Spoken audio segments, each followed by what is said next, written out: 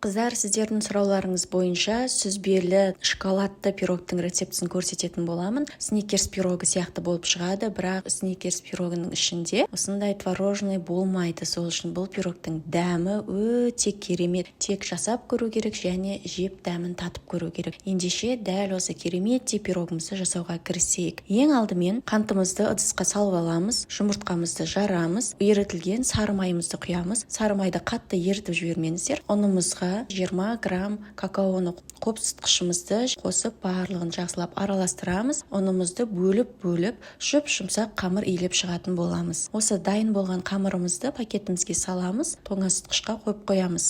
Одан кейін оның ішіне салатын салмасын дайындаймыз.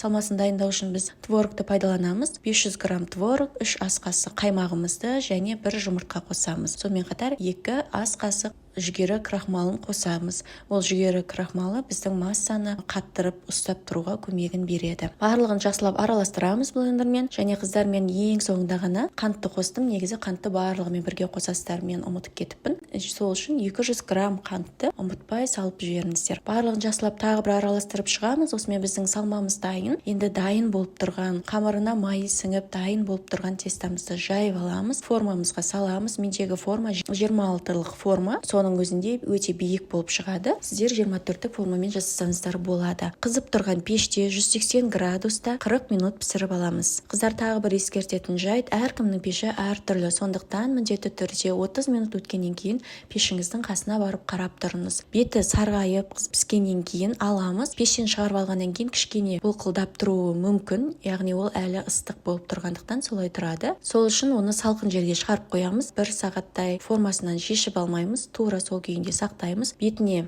ганажын дайындаймыз. Ол ганаж үшін бізге Қазақстан шоколады қажет. Осындай 1 штук шоколадты пайдаланамыз және сары майымызды қосамыз. Осыны микроволновкада ерітетін боламыз. 30 секунд немесе 40 секундқа қойсаңыздар жеткілікті. Осылай сары майымыз және шоколадымыз ериді. Барлығын жақсылап араластырып, қоймалжың масса дайын болуы керек. Шоколадымыздың барлығы еруі керек, ішінде түйір болып жүріп қалмасын. Мендегі тұздалған арахистің көлемі 90 граммдық. Соның барлығын қосып жібердім. 60 грамм қоссаңыздар да болады. Ал егер ол жоқ болатын болса, қоспай тек шоколадтың өзін жақсаңыздар да болады. Осы массаны суыған пирогымыздың үстіне құйып жағып шығатын боламыз. Мен сияқты арнайы лопаткамен жақсаңыздар да болады, немесе қасықпен де жақсы жайылады. Барлығын жақсылап жаямыз. Енді осыны бетіндегі шоколад қату үшін қайтадан холодильникке салып қоямыз. 2-3 сағат өткеннен кейін пирогыңызды алып жей берсеңіздер болады. Осымен біздің кереметтей пирогымыз дайын. Оңай және ерекше тағамдардың, пирогтардың рецептісін көргіңіз келсе, менің парақшама жазылып қойыңыздар.